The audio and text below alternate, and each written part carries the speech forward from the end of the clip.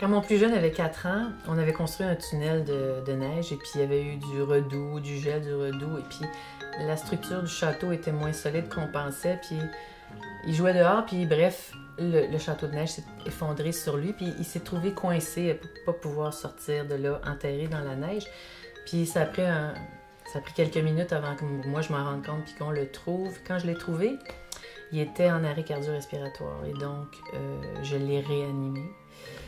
Et puis, ça a été une longue chute, je vais vous dire une longue chute, vraiment, parce que moi, j'étais comme beaucoup de parents. Je pensais que si j'étais une bonne mère, même une mère moyenne, OK, une juste bonne mère, il arriverait rien de grave à mes enfants. Tu sais, peut-être un bras cassé, une grosse peine d'amour, là, mais rien de grave.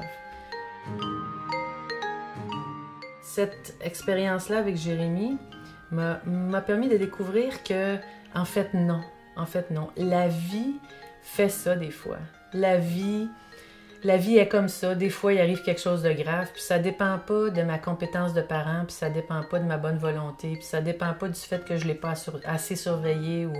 C'est un leurre que d'essayer de les préserver de tout.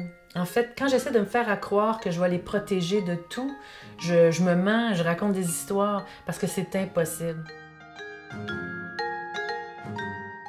Je pense que comme parents, c'est plus payant de nourrir notre courage, pour faire face aux choses qui se présentent, plutôt que d'être dans l'anxiété puis la peur, puis essayer qu'il n'y ait rien qui arrive. Parce que si je cultive mon courage, bien, je vais en avoir.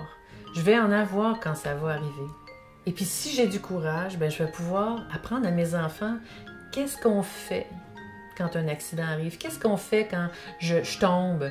Qu'est-ce qu'on fait? Comment on fait pour se relever? Moi, ça m'a transformée pour toujours, ça. Puis j'ai montré ça à mes enfants. Il arrive des choses, puis il faut se relever, voici comment. C'est ça.